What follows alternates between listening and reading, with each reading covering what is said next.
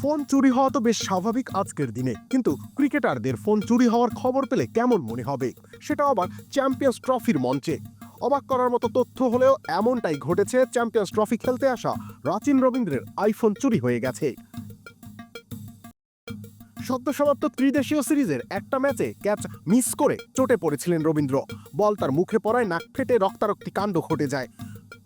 লাহোরের একটা হাসপাতালে সে সময় তাকে ভর্তি করানো হয়। সেখানেই ঘটে অবিশ্বাস্য এই ঘটনা।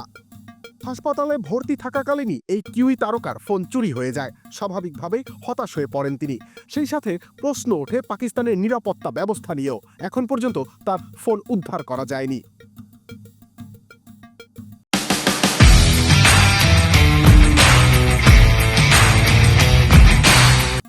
এর আগে বাবর আজম অবশ্য দাবি করেছিলেন তার ফোন চুরি হয়েছে। একটা ইনস্টাগ্রাম স্টোরিতে তিনি জানান তার ফোন হারানো গিয়েছে, সবার কন্ট্যাক্ট নাম্বারও হারিয়ে ফেলেছেন, কিন্তু পরবর্তীতে জানা যায় সেটা মার্কেটিং ক্যাম্পেইনের অংশ ছিল। তবে রাচিনের ক্ষেত্রে এমনটা ঘটার সম্ভাবনা একেবারেই কম। তাই টুর্নামেন্ট আয়োজকরা দ্রুতই ফোন উদ্ধার করতে না পারলে লজ্জার তীব্রতা আরও বাড়বে।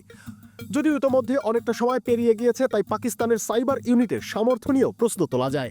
তবে স্বস্তি, শারীরিকভাবে অনেকটাই সুস্থ হয়ে উঠেছেন এই তরুণ, তবে পুরোপুরি ফিট হয়ে উঠতে পারেননি। তাই চ্যাম্পিয়ন্স ট্রফির প্রথম ম্যাচের একাদশে রাখা হয়নি তাকে। রবিউল ইসলাম রনি, খেলা ৭১।